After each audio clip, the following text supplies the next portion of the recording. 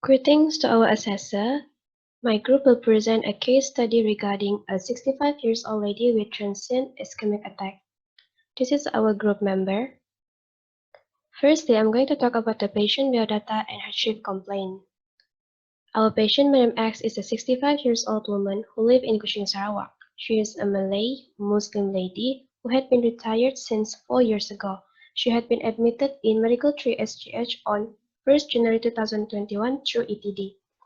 Before she was sent to ETD, she complained that she had severe headache, feeling weakness on her left side, palpitation, and angina.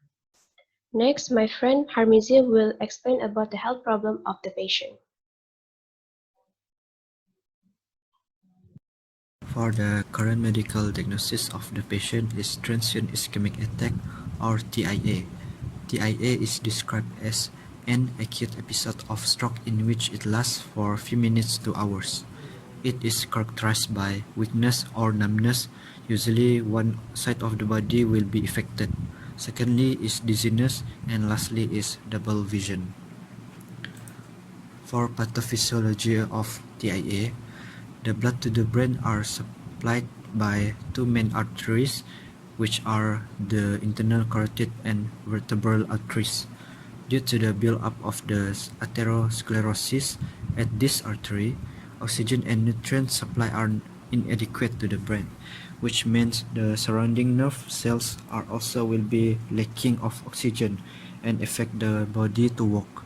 Although the arteries are partially or totally blocked, the blood still can be redistributed by other arteries in the brain, which is by circle of Willis. However, in elderly, the interconnection of circle of Willis are not well structured. Hence, the blood cannot be redistributed effectively as compared to a healthy young person. The patient has numerous underlying medical issues. Firstly is diabetes mellitus type 2. The patient was diagnosed with DM type 2 since few years ago, and the blood sugar level was 9.8 mol per liter during the interview, and taking tablet metformin to control her blood sugar level. Diabetes mellitus type 2 is a condition whereby the body cannot make use of insulin effectively to bring glucose inside the cells. For pathophysiology of DM type 2, it is caused by two factors. Firstly is insulin resistant. It happens when the body cell do not react with the insulin normal effect, which converts glucose to glycogen. As a consequence, glucose starts to accumulate in the blood. However, the pancreas detects the blood sugar level increasing and continuously secreting extra insulin. On the other hand, the insulin production insufficient because the pancreas gets exhausted when too much insulin produced.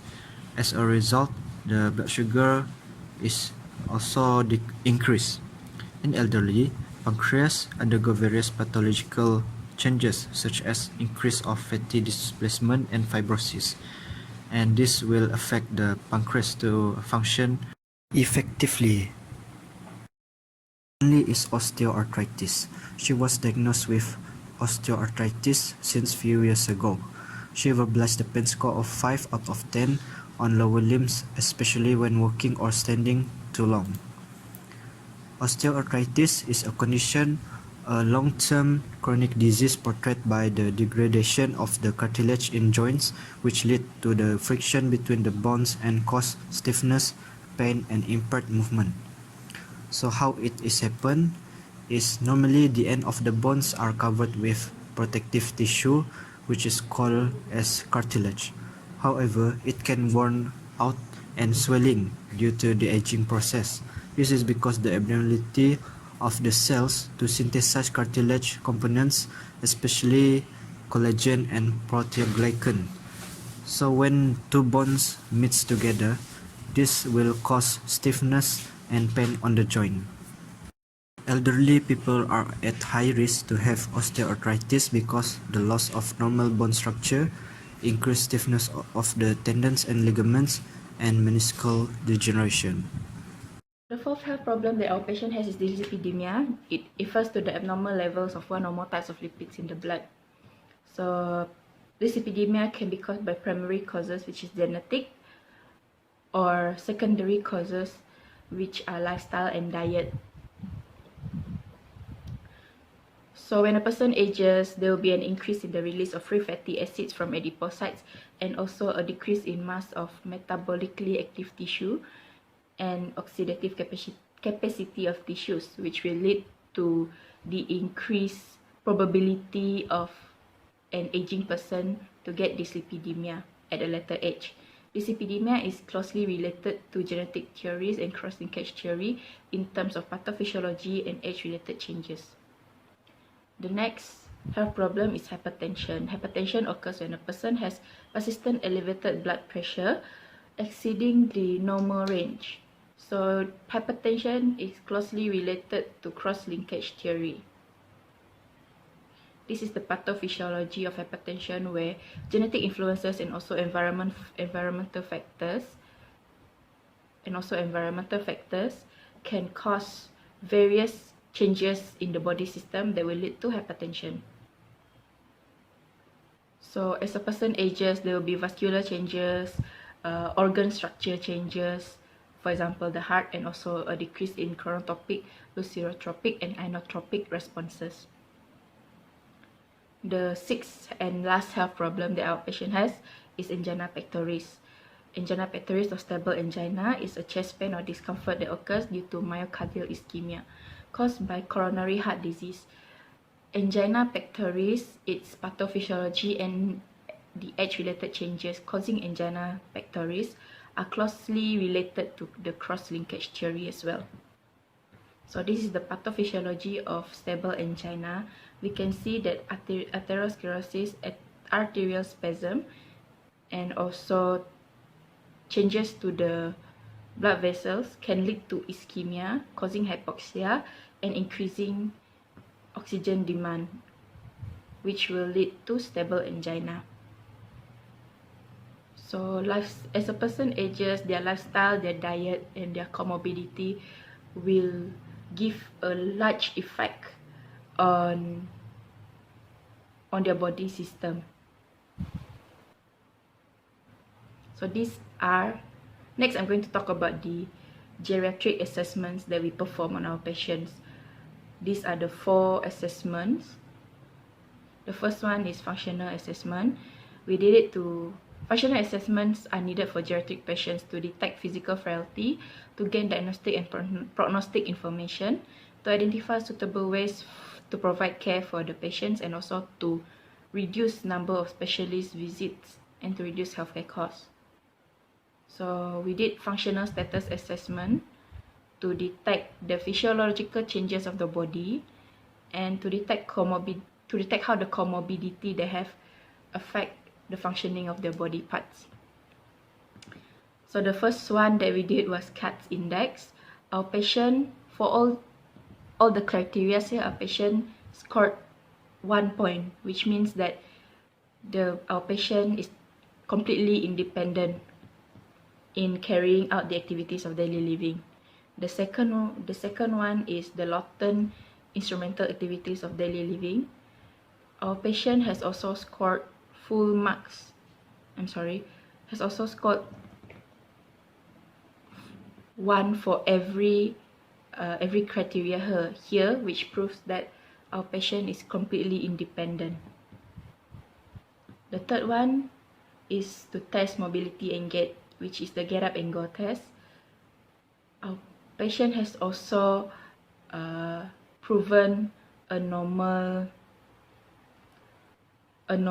and healthy mobility and gait. The fourth one is to test our patient's balance, which is Romberg's maneuver. The result of this maneuver for our patient was negative, which means that our patient has no problem with her balance. So these are the age-related changes that could affect a person's balance. Next is the mini mental state examination, which is to detect any decline in cognitive function and also to measure orientation, memory, and language functioning. So as a person ages, they have the increased risk to get Alzheimer's disease due to certain factors. So this can lead to the degeneration of brain cells due to aging. This assessment is closely related to Erik Erikson's theory. So for MMSE, our patient recorded perfectly normal scores, which means that our patient has no cognitive impairment. Our patient scored 30/30 for the whole MMSE. The next one is geriatric depression scale. We did it to detect any ineffective and behavioral symptoms of depression in our patient, but our patient did not show any signs of geriatric depression. Geriatric depression is also closely related to Erik Erikson's theory of aging.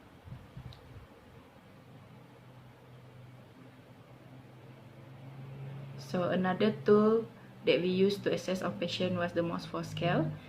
Our patient recorded a Morse-4 scale of 45/60.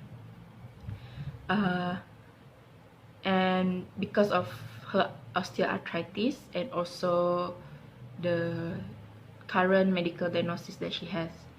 So the age-related changes that can increase the prevalence of fall among the elderly are poor eyesight, poor hearing, and also illnesses and physical conditions affecting strength, mobility, gait, and balance.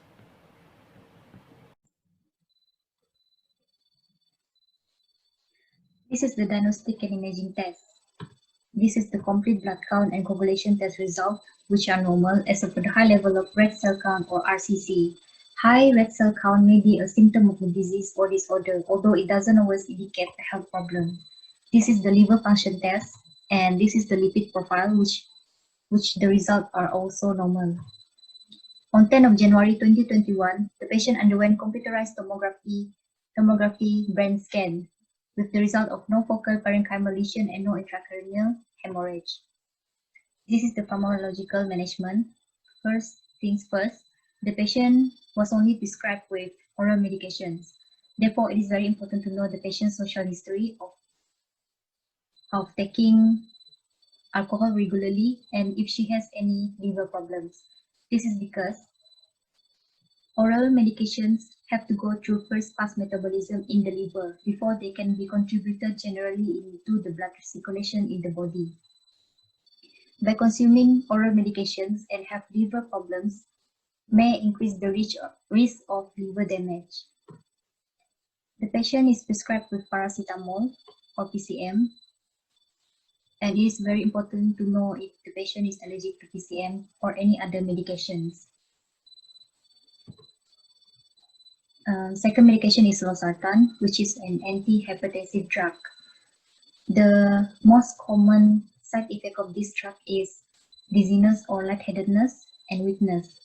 Therefore, it is very important to provide safety measures by placing fall risk sign with the score obtained from Morse fall scale, putting up the side rails, and setting the bed to the lowest position to reduce the risk of fall, as this medication commonly causes lightheadedness or dizziness.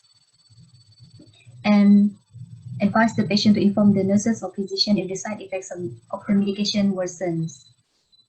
Thirdly, clopidogrel. Wow. Clopidogrel, or it is an antiplatelet. It is an oral medication. It is to treat recent stroke and reduce the risk of heart disease. It causes easy breathing or bleeding and stomach pain. Therefore, it is very important to check the lab results for liver function test and complete blood count. And advise the patient to use sharp objects with caution to avoid getting bruised or injured.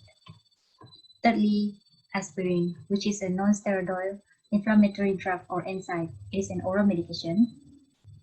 It is to relieve mild to moderate pain from conditions such as arthritis. This patient is diagnosed with osteoarthritis. Therefore, this medication is especially for osteoarthritis and to relieve pain. It causes upset stomach, feeling bloated, heartburn, and stomach bleeding. Therefore, It's very important to ensure that the patient has informed the physician regarding other health problems such as kidney disease, liver disease, diabetes, and gastrointestinal problems. And if the patient feels very discomfortable taking the medication on its own, it is advisable to take the medication with milk or food to reduce stomach upset. Fifth, pantoprazole. It is a proton pump inhibitor, which is to treat stomach ulcers, and advise the patient to inform the nurses or physician if the side effects of the medication worsen, and advise the patient to consult with the physician if there are any changes to the drug regime to avoid any dangerous possible drug interactions. Lastly, atorvastatin. It is a HMG-CoA reductase inhibitor or statins. It is used to decrease the production of cholesterol in the body.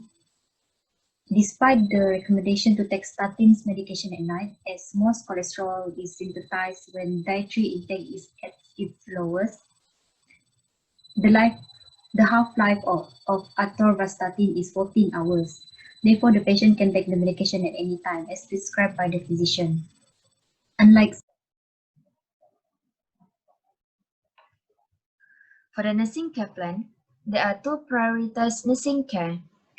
The first diagnosis is altered cerebral tissue perfusion related to temporary disruption in the blood supply to the cerebral associated with blood clot. The goal is for the patient to maintain stable neurological status throughout hospitalization, and the patient will have decreased risk to recur TIA or develop stroke.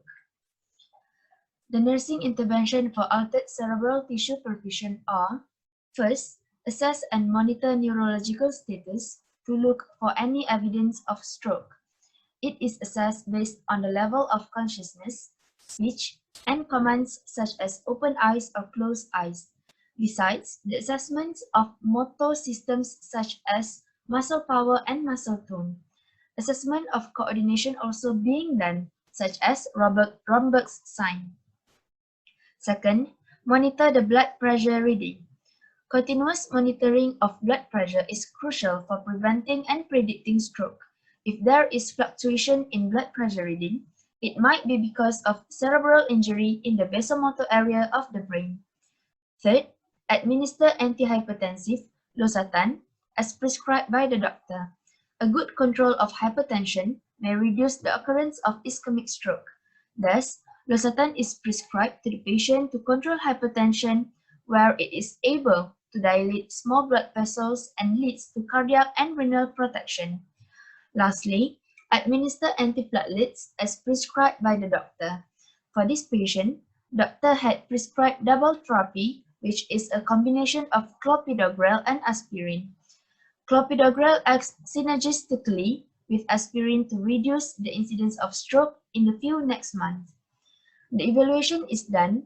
She maintained stable neurological status throughout hospitalization, and her condition is improving, and she did not develop stroke during hospitalization. The second diagnosis is risk for fall related to interrupted brain function due to temporary disruption in the blood supply to the cerebral, which is transient ischemic attack, and impact physical mobility due to inflammation of the joints, which is osteoarthritis, as evidenced by Morse fall scale of 35. The goal is for the patient to be free from fall throughout hospitalization. The nursing intervention for risk for fall are: first, provide the sign for risk for fall to alert other healthcare workers to take note of the patient in case the patient wants to go to the bathroom. Second, ensure patient's personal items such as water bottle, call bell, and mobile phone are reachable by patient. Unreachable items make them walk, and it increases risk to fall. Third, provide safety measures by putting up the side rails and setting the bed to the lowest position. This is because bed rails provide a hand help to get in or out of the bed. Plus, it also reduces the risk of falling out of the bed when being transported. Besides, lowering the bed at the lowest point possible helps to promote patient's safety and reduce risk of fall. Lastly, identify drug interactions and side effects that can risk the patient's safety. The patient is given losartan and one of the side effects is dizziness.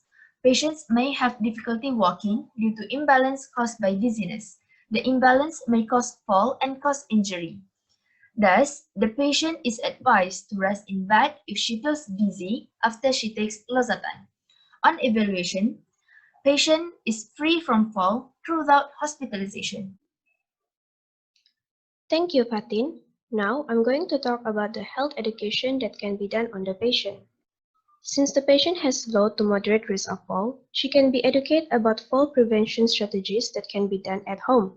Firstly, she has to wear sensible shoes. She has to pick a fitting, sturdy shoes with non-slip soles. She has to avoid wearing high heels and flip-flop. She also cannot walk around with only using socks.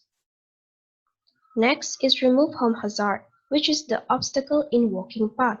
Example of obstacle include boxes, electrical cords, plant stand, and coffee table. She can put non-slippery mat in bathroom and secure loosened rug with double tape. Beside that, she can light up her living space by installing night lamp in her house, so it will not be completely dark at night. She can make it a habit of turning on the light before going up or down the stairs. She can also put a flashlight at an easy to access area in case of power outage. Lastly, the usage of assistive device. She can opt to install raised toilet seat and grab bars for toileting and showering. She can also install handrails at both sides of her stairways at home. Aside from those strategies, she can also be educated regarding early warning signs of stroke. According to Beverly Hospital, the acronym to remember the sign is BFAST. By knowing the sign, the patient can be alert if it happens again in the future and seek for help immediately.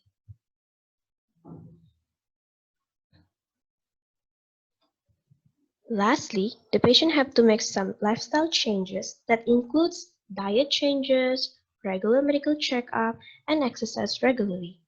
Based on Ted's theory of longevity, longevity and aging is determined by the accumulations of alterations in DNA, while single organ system theory states that aging is caused by unidentified breaking down of body system. Hence, to slow down the alterations and breaking down, the patient have to make some lifestyle changes. In conclusion, our patient Madam X had been admitted to medical through SGH due to transient ischemic attack, which also known as mini stroke.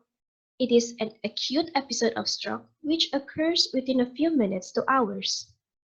Madam X has risk factors that cause her to get it, which is her existing medical problems such as hypertension, dyslipidemia, diabetes mellitus type 2, and angina pectoris.